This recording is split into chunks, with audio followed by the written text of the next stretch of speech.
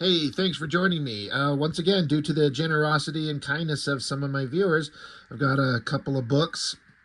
I've actually got quite the pile of them now when I get them all together. But books that I've never owned on my own and would have never had any other way if it wasn't for people that had them and would like me to see them and share them on the channel. And here we are, Profit. Um, it was a book I never collected, and it was a character I never understood or got the appeal of. But there's a certain segment of the population of, older comic book fans that are kind of from my generation that just love this guy. And I don't get it. I don't get it, but I'll accept it.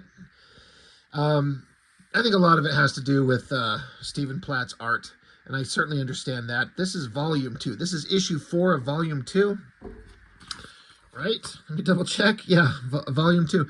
I understand the rise of Platt's popularity. I've been able to get my hands on some of those books, and I've shared videos on them of I think all the ones that I've had, at least from volume 1. And again, just get random books sent to me. Again, since I haven't collected these, and I don't know the history or the lore of the character, nor do I care. It's kind of like, well, let's just kind of flip through it and just see what kind of comic book it is. Whatever it was that Stephen Platt had as an artist when he started, he was doing stuff, my understanding of his career is he got started at Marvel doing whatever. Whenever you think of Stephen Platt and Marvel, you're like, oh, Moon Knight. I get it. There was this insane, chaotic craziness to his artwork that everyone was really jumping onto. At the time, I did not get it. I did not care for it too much. And then he was grabbed up by Liefeld extremely quick and plopped over on Profit and just blew up from there. The energy and the kind of the insane craziness that he had going in his art that I think was the biggest appeal is almost non-existent in this book. And I don't know what it is. I don't know if he's burned out, he's tired, he's done, his heart's not in it, he's looking to other things. I don't know. I don't know what it is. Whatever it was, there's that issue of Profit where Profit fights, is it Crypt in the sewer, which I have reviewed, and most people know about that book. It's just this insane, ridiculous, over-the-top fight of blood and guts and stabbings and stuff. There is a chaotic, crazy energy to it, and it's just not present in this book. It's Stephen Platt on pencils and other people inking him, and it all looks kind of fine, but it's not the Platt that, like, now as an older guy and looking back on the books and thinking about it, that craziness that Platt had that made him popular that I did not get as a kid, I kind of get it now. And I've also gone on record as saying that my favorite Platt work is his creator-owned Soul Saga. That to me was peak best version of him, and that comes after this. So that's why I feel like maybe his heart just wasn't in it. Maybe he was bored, or I don't know. Because the stuff he went and did on Soul Saga, I think looks amazing. That's my favorite version of him. I liked the story, the art, the idea, everything. Everything just worked great. But this is just, whatever. And Enter the Newman. Like, fucking, I just did a book on the Newman. Again, I've said those are characters I didn't ever read. I don't know anything about. I'm starting to get a little bit of an understanding on them. Sort of. And then, of course, you got this Mortal Kombat looking motherfucker up here.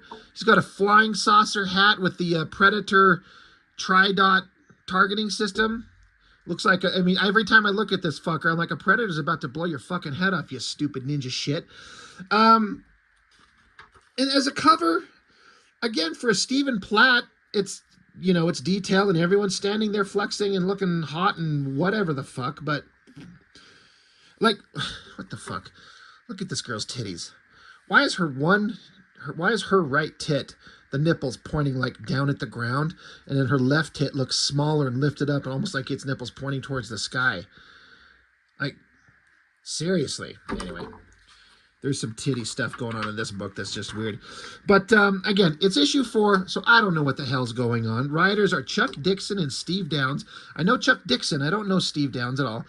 I mean, as in terms of names that I recognize. Stephen Platt penciler. Inkers are Marlo Alquiza and Larry Stucker. Those guys are good. I think the inks look great. Colors is Christian Lichtner and Extreme Color Separators, etc., etc. And so it starts out with, I guess it's this text box of Prophet talking to us. I mean, I was looking at this, like, if you look here, the word, it's supposed to be hasn't, but they go HAS dash and then N apostrophe T over here. Like, I'm not someone, I don't know what the term is for somebody who does layouts and text like that, but I'm like, fucking don't separate a word like that. Like, it just stands out. It feels so stupid. And it's supposed to be, I guess, Prophet's inner voice. His, you know, he says, imagine him, what if he sounds like Forrest Gump? My name is Jonathan Taylor Prophet, and my story began as a lie, and it hasn't ended yet. My friend Jackson Kirby, he was my best friend, was trapped in the past. Dr. Wells sent me through time to find him on the moon. That's all I've got to say about that. So we start off with the, you know, I guess it's an okay opening splash page. You got the overhead angle, the dynamic, you know, shot looking down at the characters, but look, I draw and I am not perfect. No one's ever going to hire me for professional work. So what the fuck do I know? But look at the angles of these characters and the perspective that they're standing on. But then if you look at the ground, like they're standing on this flat ground, but it's like this ground and this perspective grid needs to be like, it looks like we're looking at it flat. I wish I had something to kind of, I don't know how to demonstrate it. Like maybe if I use this, like pretend this board, this comic book bag, is the ground. You're looking at it straight on, but it should be in a perspective where it's like, you know, part of it's coming towards you. So the grids go into the distance. If I would have thought of this in advance, I would have gridded this out on that paper and had an example. But these the perspective of these technological boxes do not align with these characters that are standing on it. I mean, we're looking straight down at Prophet, and what the fuck is he such a giant monster for? I mean, I understand that he's always visually drawn as big, but I mean, is he supposed to be like freakishly mutant huge? Because there's some stuff where Prophet, like, it looks like he does a mass shift, like he grows bigger. So I don't get it, but it looks like a weird optical illusion that's fucking with me. This background that's completely straight flat on, but then these characters, we're looking at them at distinct, like, the camera's not above them looking straight down. It's off to the side, elevated, sure, looking down at them, but not straight down. So, and I feel like Platt's better than that. He knows how to do this. This is 96, so he's been drawing comics for a minute. It throws me off, and I do. Speaking of composition weirdness, I don't know who this fucker is with the red outfit. And he's got the giant dick cape that is flowing out and then just has to come over here and cover part of Prophet himself. Why does the dick cape need to flow out this far? Like, it's just done to be cool. It's like, look, he's got flowing, tattered, material, cloth, whatever. So you got to extend it all the way out here. Platt's done better. This sucks, actually. Editor's note: this story takes place between Newman 16 and 17. So then it flips over. It says something here, we've got 72 hours before he dies again, and the cells degenerate beyond reclamation. This time, I hope for a final resurrection. So, I guess you have to keep bringing Prophet back to life, sure. But you flip the page, and now we're just in, like, fucking feudal Japan or something? And the text box says, this is the dream time, the place of many questions. And I'm like, oh, okay, I guess Prophet's a samurai now. He's got his stupid mind control worms strapped to the top of his skull. I'm like, okay. As a double page spread, it's okay. But when you think about the crazy good stuff that Platt has done, This is, for me, towards the bottom of the pile. This is just, it's just okay. And so we've got Predator, Target Sight, Saucer Hat villain guy up here from Mortal Kombat sitting up on the chair. Bunch of samurai sitting around them. Platt, Prophet doesn't know where he's at. And bad guy is saying, come, stranger, let your sword drink of our blood and ours of yours. If you would know the truth of things, you must pass through the Raven Gate, and I would set you to your path. And then there's just a random tiny little panel, like an upshot of Mortal Kombat bad guy here. And he's not even fucking saying anything. What is the point of this art? You know, I don't know how Chuck Dixon writes, if it's like plot or full script, but Platt clearly threw this in there for the reason, and somebody should look at this and he should be saying something, because the art's there. There's no point for that drawing to be there if he's not saying something. So it's just like somebody's not paying attention. Holy shit of elbow fucks. Look at how low. I almost keep calling the character Platt. He's the artist. Prophet is the name of the character. But look, like his shoulder's a little bit lower than, you know, the faraway one, his left versus his right. But then look at his elbow where this arm comes all the way down here. It's like it's almost even with the bottom of his nuts. That looks so weird. It's not like exaggerated anatomy. It's just poor anatomy. Anyway, good Lord. So, Mortal Kombat bad guy with the flying saucer hat with the Predator targeting system on the front. He stands up, and again, another big, in theory, awesome shot that should just kick our asses. He's just standing there. And again, from Platt, it just kind of is boring. And that fucking hat sucks. Like, I feel like they're going for some... I say Mortal Kombat because I think of Kung Lao.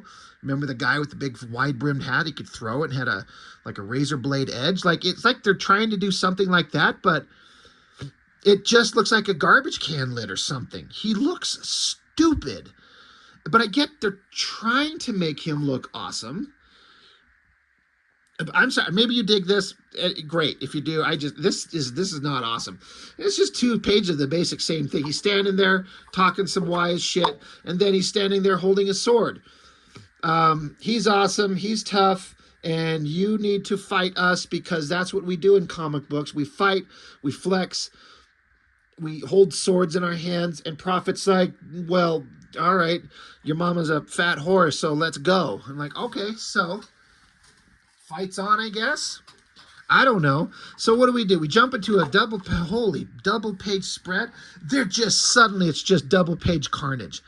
Just fucking, it goes from that, he's pulling his sword, and then it's just a giant shot of just everyone ripping each other to pieces. What the fuck happened to Prophet? Like, look how big he is. I mean, look at his giant head here, and then the head of the guy that's got him in an arm lock. It took me a second to kind of figure out what the hell I was looking at. It's like, does Prophet have a human head growing out of his back, and then the human head itself has another body growing out of the top of his head? Oh my God, just look at that. That would be an incredible character design. Growing out of the back of a man is a head, and out of the top of that head is another upper torso or full body. And they're all 3 distinct individual characters. They all hate each other. Look at the insanity. Now, this is getting into Platt's kind of wheelhouse of shit that he likes to do. I kind of like the shadowed face there. The big sword up front is cool. The inking looks great because, of course, I got great inkers here. The stupid Mortal Kombat douchebag bad guy, he looks like a twat. He's not scary. But what the hell happened with Prophet? Look how big he is. It's so weird. And maybe the weirdness is a part of the appeal. You know, maybe you're somebody who just read this and you're like, I don't fucking get it, but I don't care. It's awesome. I get it. But for me, it's just like, it's distractingly weird. It's stupid. But they're fighting. There's a lot of text boxes. And, oh, all right, all right. So all that stuff is going on in their head, in their brains, something like that. So Prophet is strapped down into is he standing there? Is he in like a Bacta tank? Fluids? I don't know. but they're working on him, and they're trying to perform experiments on him to save his life. This is Kirby, and this is some guy. I think this is the guy that created him, I guess. I kind of sort of read this. I kind of got that he's the one that created him, made him, something like that. But they're not doing very good. So they're like, well, we need help. We need something. So, page of exposition. You can tell Platt was not interested in this shit. He's like, well, he's got this genetic material in him that's from this otherworldly place, and there's another group of people that have the same kind of genetic material. They're on this planet. They're called the New Men. They possess a new gene positive makeup that I believe will eradicate the deficit in Prophet's genetic structure. However, I will require a live specimen in order to identify and replicate the gene. And so Kirby's like, yeah, well, where do I go to find them? So, okay, they need genetic material from one of these guys to save Prophet's life. Why don't they just teleport to the Newman's compound and ask one of the dudes to like fucking bust a nut in a jar and like, there's your genetic material. And you make everyone's happy, especially the guy who got to bust a jar nut. But Kirby just teleports out of a pool of water, and he just jumps in there, and he's like, sorry to be butting in on your little war game, but I need a volunteer. I got a dying friend who needs a new gene or something. So he's basically a fucking idiot, which I understand you guys got lots of. And Kodiak, the big giant guinea pig teddy bear thing, he's like, hey, we don't want to fuck off. So what are you going to do about it? No one knows what's going on. Kodiak threatens to kill him. And then Kirby just runs up and grabs Hot Girl.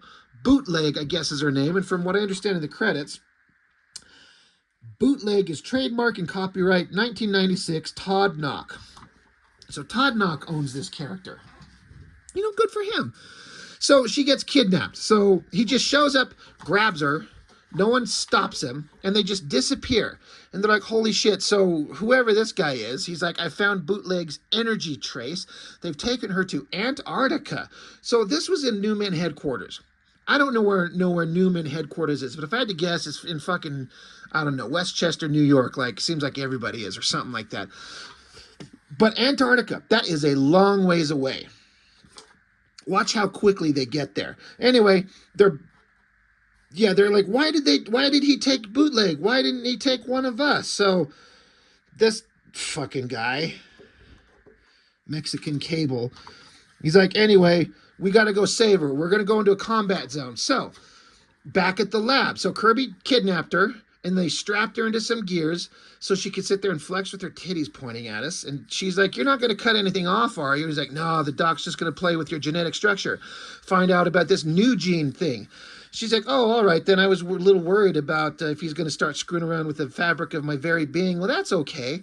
Good thing we took the opportunity in this panel to insert her head and one big titty. Awesome. Thank you. But I guess they're already performing the experiment. They needed her to experiment with her genetics to save Prophet's life. And this is the first panel we've seen since he captured her and brought her back to the base. And scientist guy is saying, excellent, the gene's rejection factor is practically non-existent. This should do, like, they've got it figured out already. Like in one page, problem fixed. Well, at that exact moment, speaking of moving the story along at warp speed, they did warp 9.975, and they're in the Antarctic already. They're just here. Now, if they put some like text boxes that said hours later, that would at least give you the sense that some time has passed, but it feels like it's instant. They need to go kidnap somebody.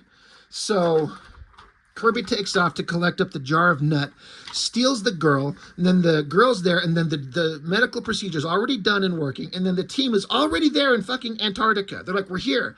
And so they show up, and they all get out, and they start going to rescue, and they get attacked by some defense drones or something. So we got some weak-ass panels of fighting. Again, this is not, I almost said Prophet. Platts. When I want to refer to Prophet, I call him Platt, and when I want to call Platt, I call him Prophet. This is not Platt's best work. None of this is. This shit all kind of sucks compared to what he can do. But anyway, the team gets to fight some robotic drone things. Good job. More weak fighting. Just fight, punch, shoot. Oh my God, they're such an amazing team. So now we're back with the group. And so, maybe Platt was just getting bored. He's like, we got to draw the girl there. So we're going to put her right up front and put her giant fucking tits. Look at these things. Nipples pointing out. And I guess Prophet's fine. See? He's just fine. We start out with Prophet knocked his ass out, unconscious, and then he's suddenly in a video game playing Mortal Kombat, and then he fights a ninja and fights everybody, and then he's in a tank, and then they steal a girl, and they bring her back to the Antarctic, and then they fix him instantly, and now he's waking up, and he's good. Everything's fine. He's like, oh shit, I'm awake. I'm alive, thanks. Hey, by the way, I was the one who created you, and I this and I that, and drama, and who cares? And look at the giant jugs on this girl. Did she have a bare midsection on the previous? Yeah, I guess she did. All right, that is not a great profile of her face either. Platt was not feeling this. I really feel like he was not into this. But, he's drawing our eye. Literally, the focus is right there.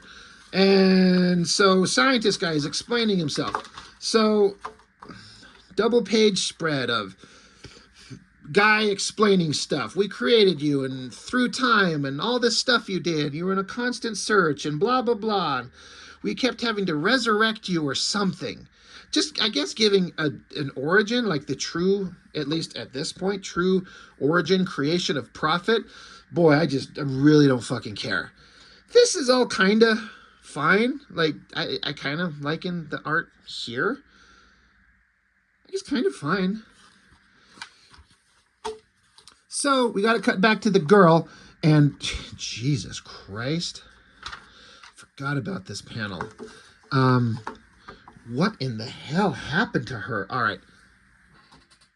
It's time to do it, my friends. Let me find the tools. Tracing paper. This girl's mutated body. Not that you need tracing paper to just see how weird things look, but we're going to just do it anyway. So we're going to fill in her hair, roughly. Put her eyes here. Nose, her big old weird anime eye.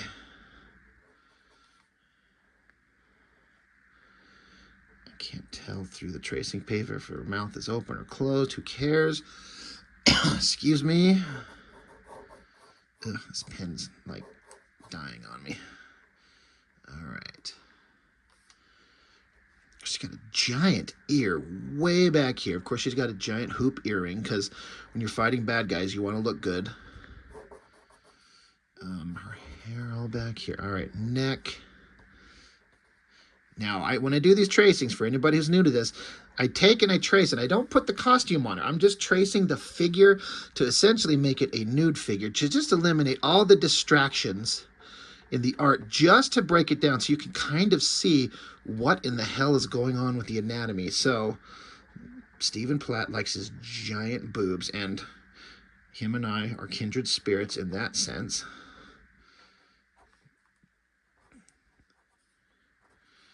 And we're just going to pretend that, And then the other one's way over here. It's smaller and misshapen. And so we'll just kind of assume the anatomy's there. And just kind of finish off the top of the hair.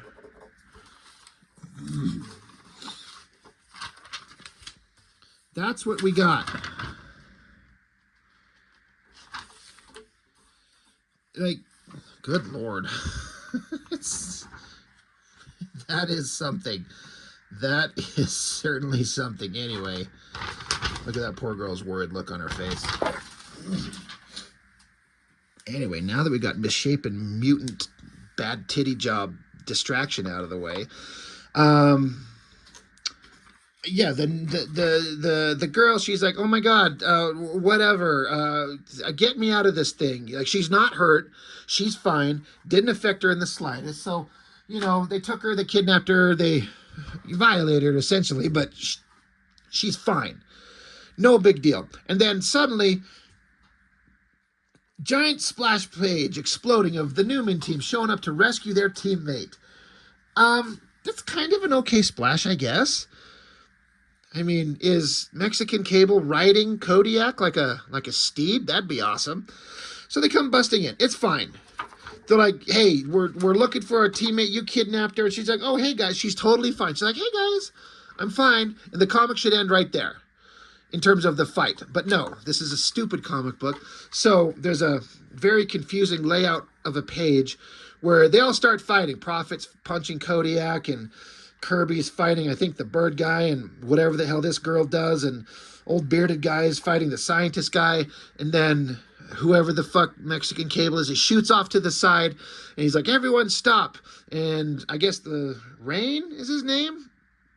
He tells everyone to stop. Hey, there's been a misunderstanding. So girl who got kidnapped, she's like, I'm fine. I'm fine. No one's hurt. I'm fine. Let's just go home. They're like, oh my God, we all showed up and we all got our asses kicked and we got punched and we're bleeding and you're just fine. There was no need for a fight. This is an Extreme Studios comic. There could be a fucking fight whether you want it or not. So now, bunch of dummies, they're just all standing around. And bearded guy who was punching scientist guy on just the previous page, right here, they're just beating the piss out of each other. Now they're shaking hands. This is what happens in these books. He's saying, I hope to meet you again under better circumstances. Like, I truly hope so, doctor. Like, Jesus Christ. These guys should be fucking pissed at each other. And yeah, Kodiak says, you owe us big time for this bootleg. And the bird guy's yelling at Kirby's like, another time, short stuff. And like, anytime, Sparrow Boy. And so bootleg girl, she's like, Prophet, will I see you again? Prophet don't say shit. He doesn't say a word. He just stares at her. So the team jumps back in their whatever the fuck jet. And then stupid girl bootleg, she's like looking back longingly, I guess, at Prophet. And then I guess the text boxes here are suddenly supposed to be her inner thoughts, I guess.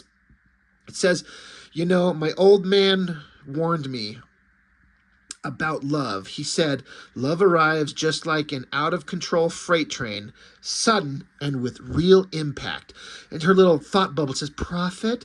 So she wants to get a taste of Prophet's love. I guess. And then the book is fucking over. This was like a book written by a 12-year-old kid.